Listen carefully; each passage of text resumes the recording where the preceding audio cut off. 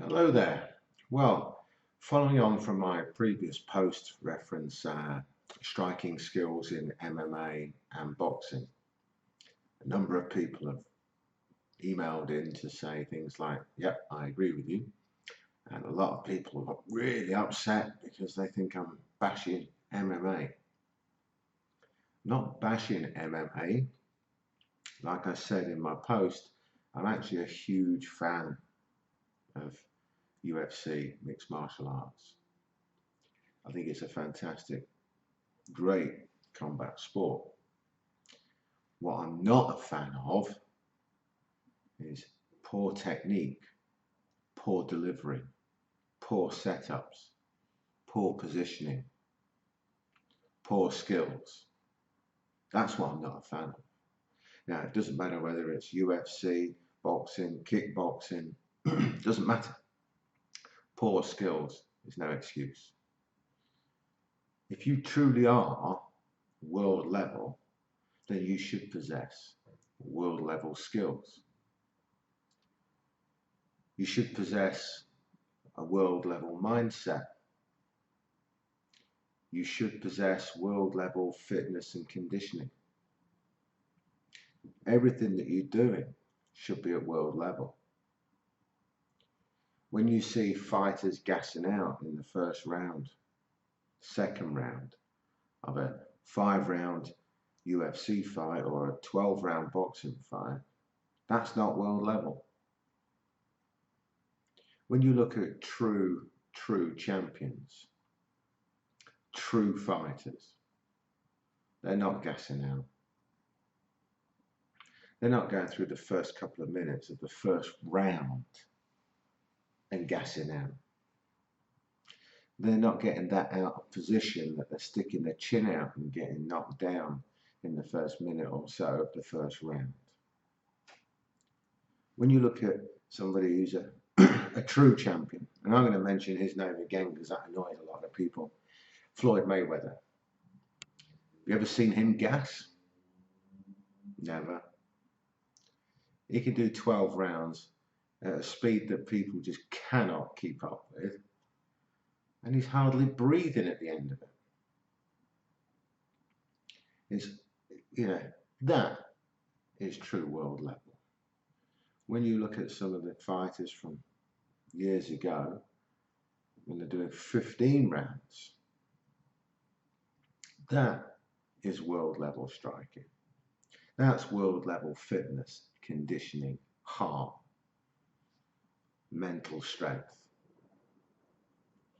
When you see fighters gassing out in the first few minutes, making all the excuses you can think of, showing sloppy, poor, slow, tired technique, that's not world level.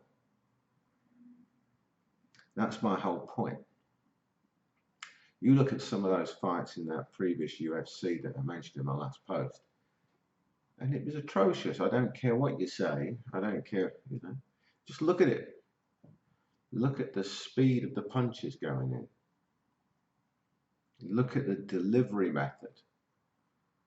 Look how they just telegraphed what they were doing. It's almost to the point where they could write a letter saying, I'm going to throw a right hand now. Send a telegram, quick phone call and a text. It's on its way. You've almost got that much time to deal with it. It was ridiculous. And then when you compare that to the speed of delivery on the boxing match that followed, or not followed, that I watched following it, with Triple G and Kell Brook, it's a different world. Now, many people have written and said, well, of course boxers are better at striking. No. Striking encompasses not just punching. It's kicks, knees, elbows, etc., etc. Now, you should argue that the martial artist would be much faster with his knees, with his kicks, etc., than the boxer, because the boxer never practices those.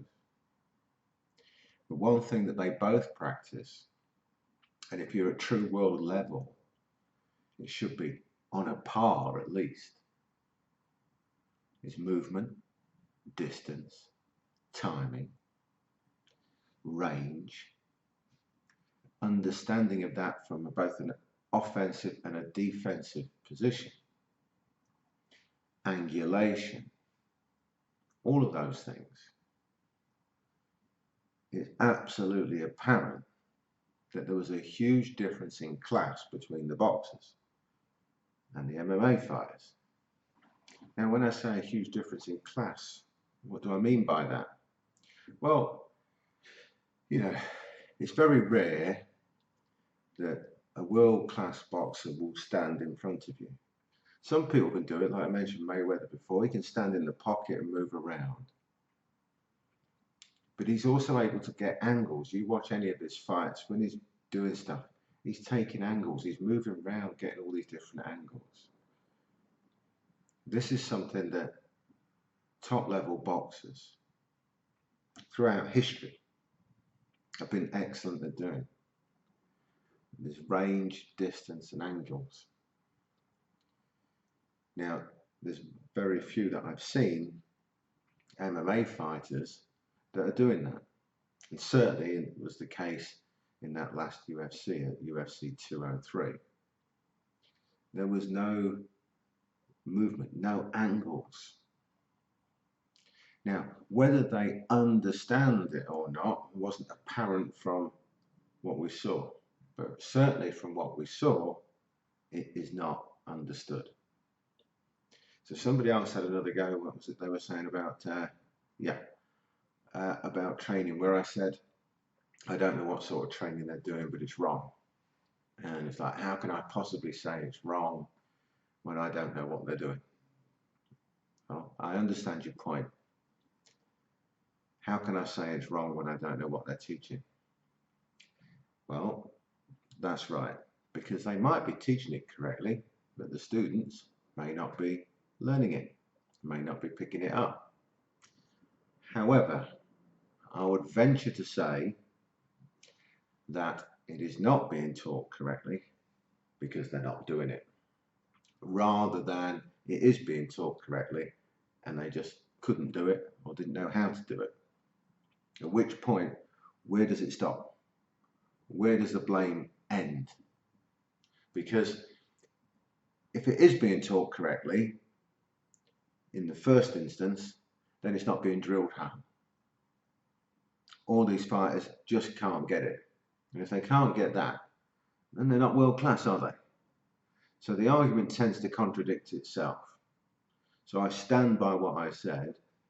It's not being taught correctly. So in a way, I'm contradicting myself when I say I don't know what they're teaching, because I've got a pretty good idea what they're teaching. And it doesn't mix correctly. I've seen a lot of MMA training, and they're fit, conditioned, and some, of course they've got skills, and of course some people are, just good fighters, and they've got tons of heart and all that sort of stuff. I'm talking about true skills here. True skills that were evident at world class, that should be there at world class, and they're not.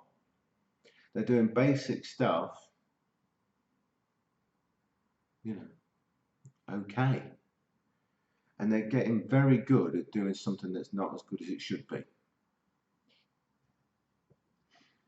What I mean by that is that, take a simple example, okay? And you wanted to throw a jab. And, without getting into the technical bits, we just say that it's supposed to go straight out. But for some reason, their elbow comes out and then they throw it. Okay, just something like that. We'll take an extreme example to make my point. They keep lifting their elbow and throwing their jab, but they land more than they should because they've just trained so damned hard. They're so determined that they're doing something, they've got really good at doing something that's bad.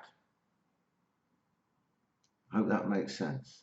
They've got really good at doing something that's bad, rather than getting it correct and doing something that's good, really good. Because when you do something that's good, really good, you will be better than somebody who's doing something that's bad, really good. We have a saying, he's really good at doing that wrong.